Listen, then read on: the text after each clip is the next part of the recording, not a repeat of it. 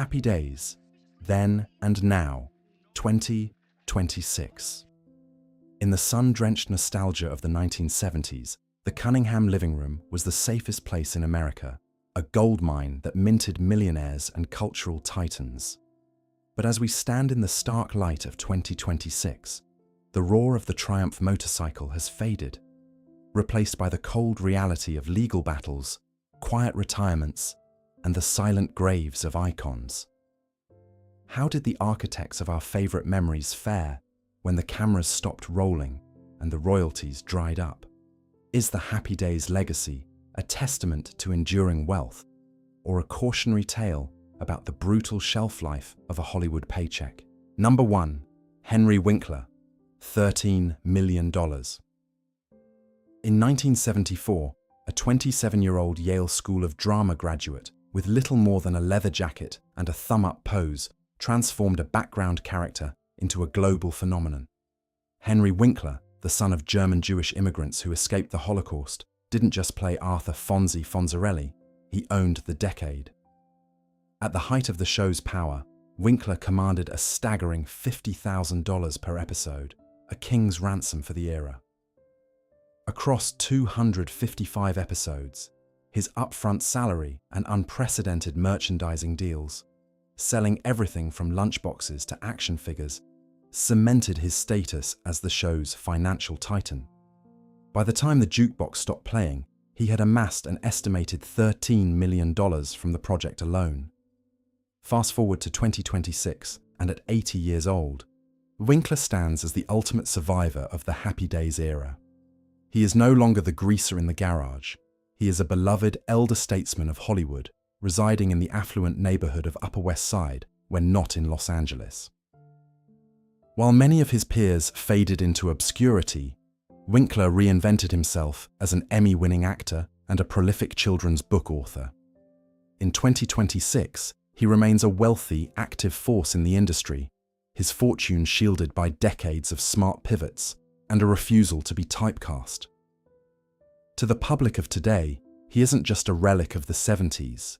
He is proof that there is life and immense profit after the jacket is hung up for good. Number 2. Ron Howard, $8 million to $10 million. In 1974, 20-year-old Ron Howard was already a veteran of the screen, the son of actors Rance and Gene Howard, stepping into the clean-cut shoes of Richie Cunningham. As the moral compass of Milwaukee, Howard was the undisputed lead for the first 7 seasons, commanding a top-tier upfront salary that reflected his status as a household name since his days on The Andy Griffith Show. Even though he famously walked away from the sitcom peak to pursue a dream behind the camera, his financial ties to the project remained ironclad.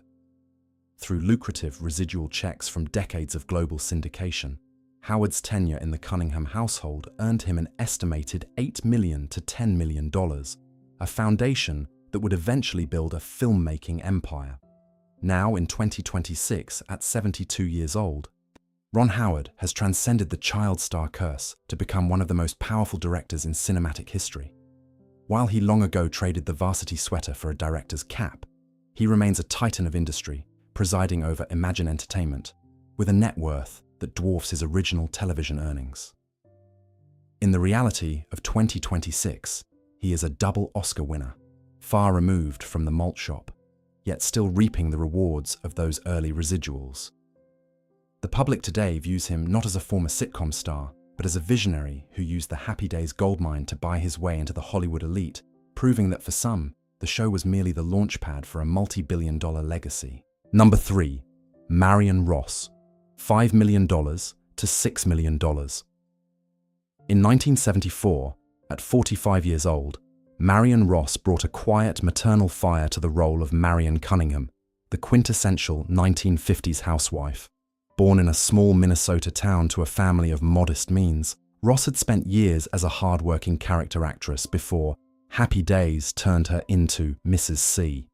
Over 11 seasons, her steady presence earned her a consistent upfront salary that built a multi-million-dollar nest egg.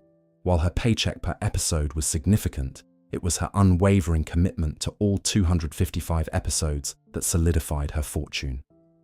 By the time the series finale aired, her earnings from the show alone were estimated at a staggering $5 million to $6 million, a reward for being the emotional anchor of a television dynasty. Fast forward to 2026, and at 97 years old, Marion Ross remains the matriarch of the Happy Days family, though she has long since retired from the screen. In the reality of 2026, she lives comfortably in her storied home, Happy Days Farm in the San Fernando Valley. Her financial legacy was notably bolstered in 2012 when she, along with several co-stars, won a landmark legal battle against CBS, securing an additional $65,000 settlement over unpaid merchandising revenue from slot machines and toys. Today, the public views her with immense reverence. She is the survivor who fought for her fair share of the Happy Days goldmine, proving that even a suburban housewife could command respect and a massive payout in the shark-infested waters of Hollywood. Number 4.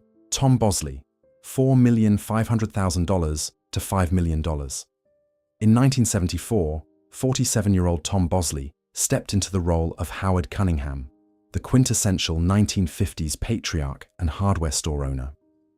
Born in Chicago to a family with deep roots in the city, Bosley was already a Tony Award-winning stage veteran before he ever set foot in the Cunningham living room. Over the course of 11 seasons, his steady, authoritative presence earned him a rock-solid upfront salary that made him one of the most reliable earners in the sitcom world.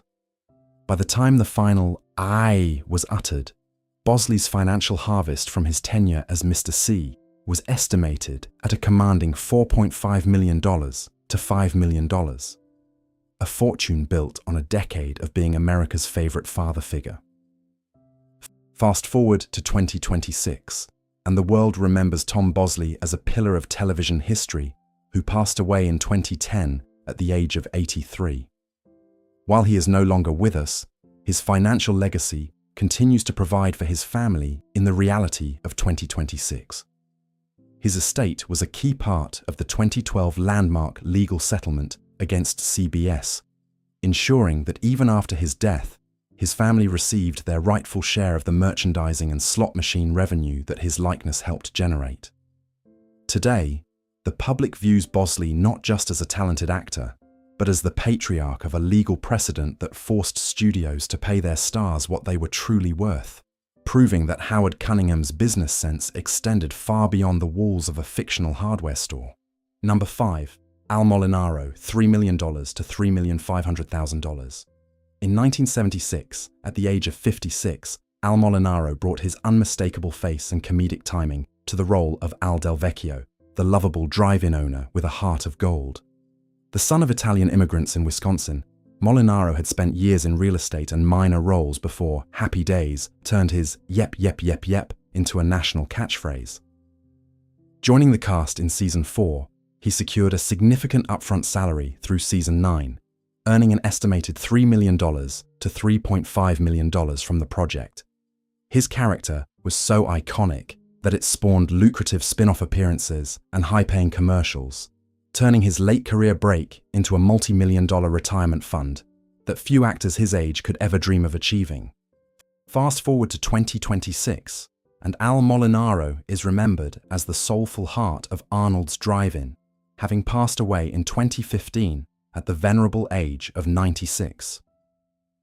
In the reality of 2026, his financial legacy remains a testament to the power of a breakout supporting role. His estate continues to benefit from the residuals of a show that never truly stopped airing somewhere in the world. While he spent his final years comfortably retired in California, far from the cameras, the public of today still views him with a warm, nostalgic smile.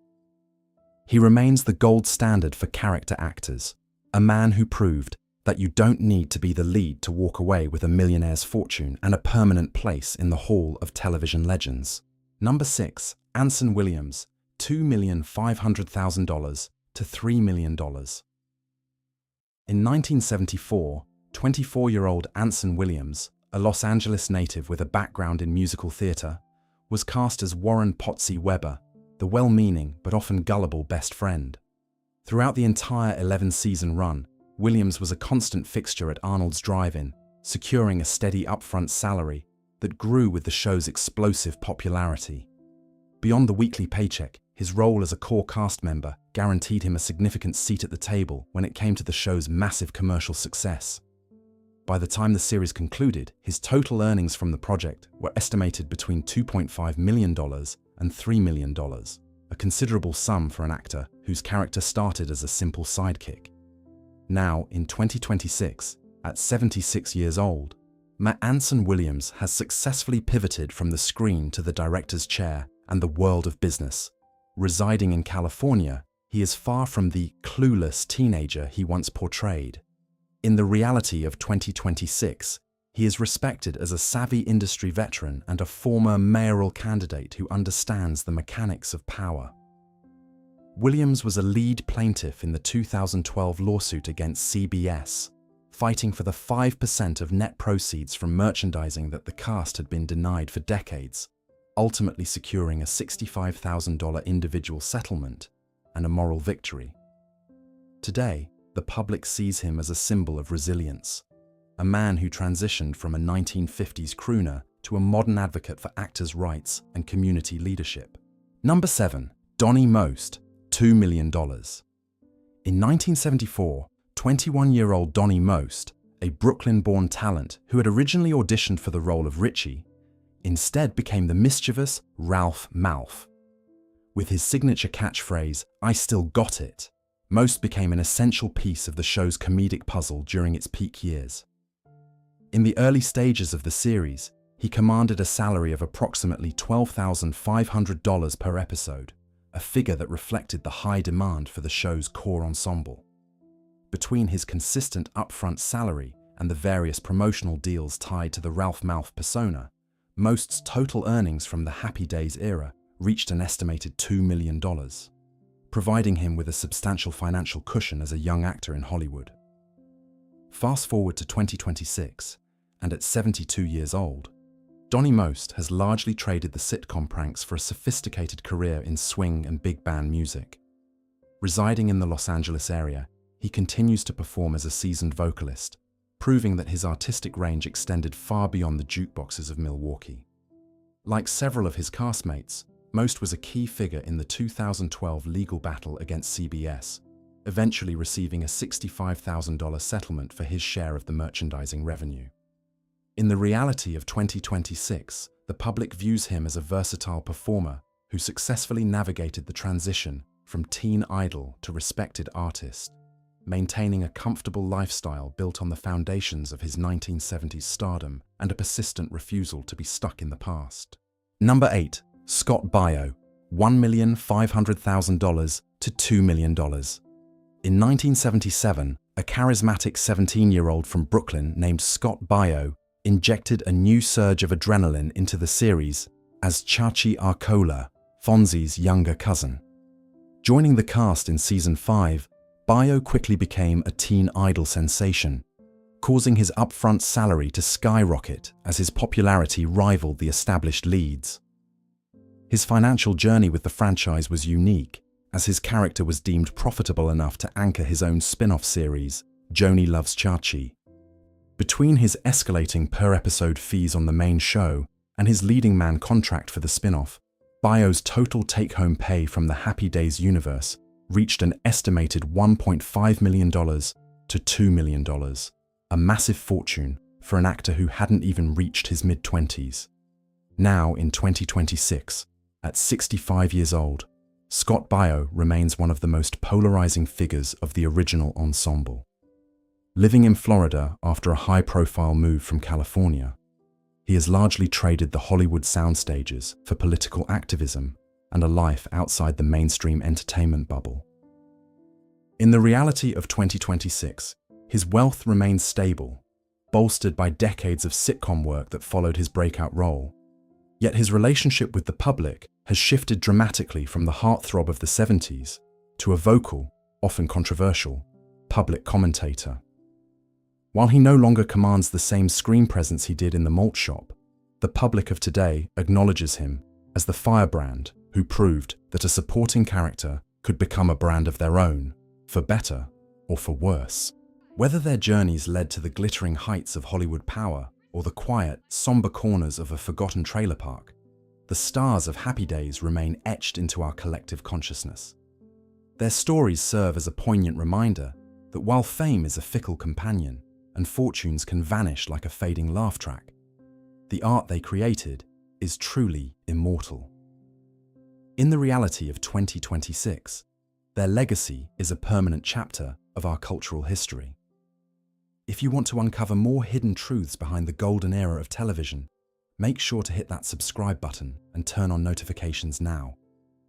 Don't miss our next deep dive into the shadows of stardom. Stay tuned.